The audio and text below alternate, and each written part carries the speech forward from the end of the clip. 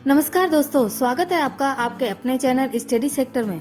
Students, जब हम 12th पास कर लेते हैं तो उसके बाद हमारे सामने कई समस्याएं आती है। मेन समस्या जो होती है वो होती है कि हम आगे जाकर कौन सा कोर्स चुने जिसमें हमें अच्छा स्कोप प्राप्त हो।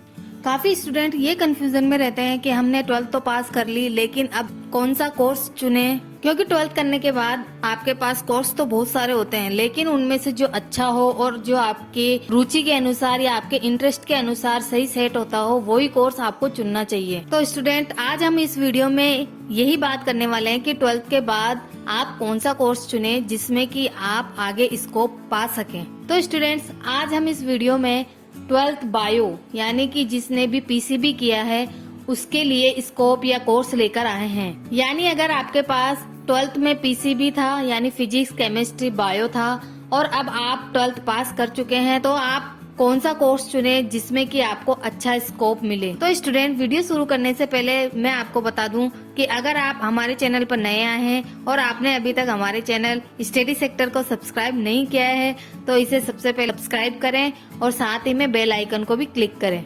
चलिए शुरू करते हैं आज का वीडियो।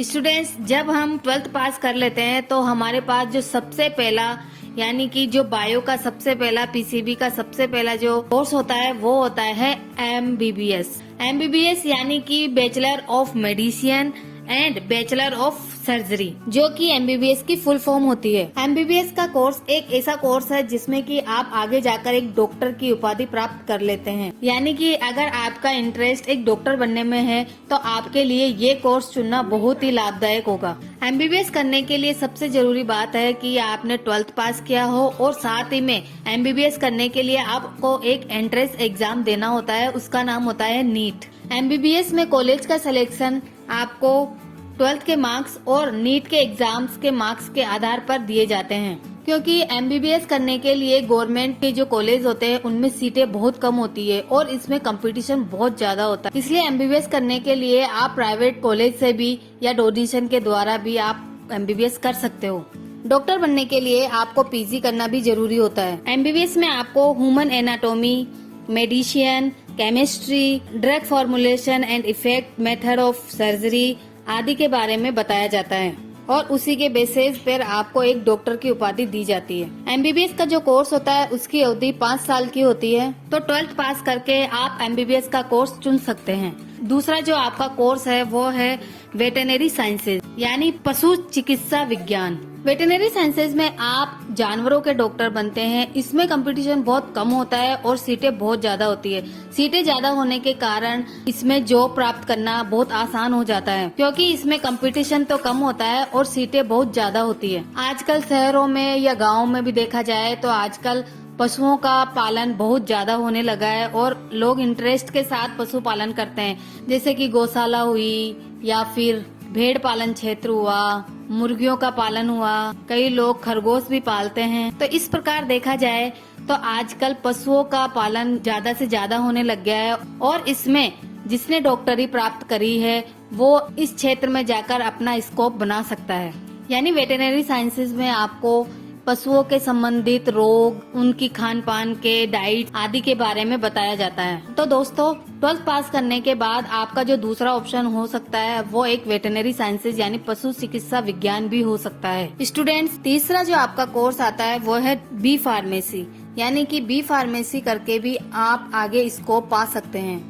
बी फार्मेसी एक डिग्री होती है और इसके बाद आप एम फार्मेसी करके किसी भी बड़े से बड़े कॉलेज में लेक्चरर के रूप में या फिर किसी फार्मेसी कंपनी में जॉब कर सकते हैं।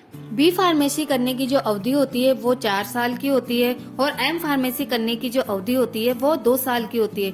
यानी कि टोटल आपको एक लेक्चरर या फिर फार्मेसी कंपनी में जॉब करने के लिए आपको कम से कम 6 साल का कोर्स करना होता है। स्टूडेंट, चौथा जो कोर्स होता है वो होता है BAMS यानी bachelor of Ayurveda, medicine and surgery, क्योंकि आयुर्वेदिक जो दवाइयाँ होती है उनके साइड इफेक्ट्स बहुत कम होते हैं। तो आजकल जो लोग होते हैं वो आयुर्वेदिक मेडिसिन की तरफ भी ज्यादा से ज्यादा अग्रसित हो रहे हैं। BAMS भी एक आपका डॉक्टरी वाला ही कोर्स होता है।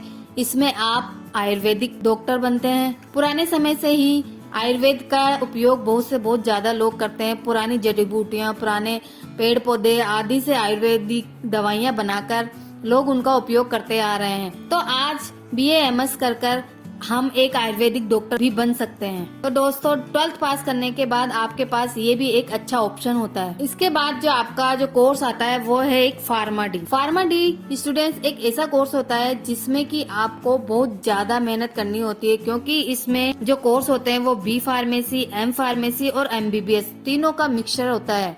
क्योंकि ये तीनों का मिक्सचर होता है इसलिए इसे बहुत कम लोग करते हैं, और बहुत कम लोग करने के कारण इसमें जॉब प्राप्त करना बहुत आसान हो जाता है। फार्मा डी करने की जो अवधि होती है वो 6 साल की होती है। यानी आप फार्मा डी करके B फार्मेसी, M फार्मेसी और MBBS तीनों के कोर्स कर लेते हैं। तो दोस्तों 12th पास करने के बाद आपको फार्मा डी का कोर्स चुनना भी बहुत लाभदायक हो सकता है। इसके बाद जो कोर्स आता है वो है BSc।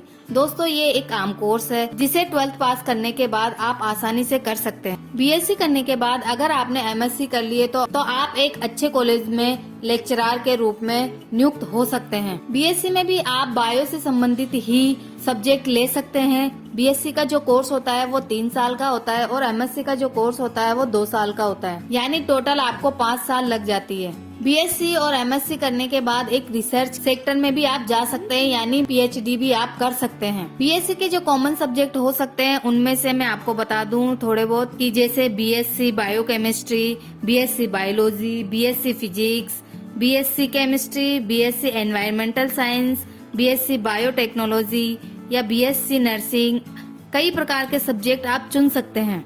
आगे जो कोर्स होता है वो एक डिप्लोमा कोर्स, यानी आप 12th पास करके भी कोई सा भी एक डिप्लोमा कोर्स करके आगे स्कोप पा सकते हैं और आगे जाकर जॉब कर सकते हैं।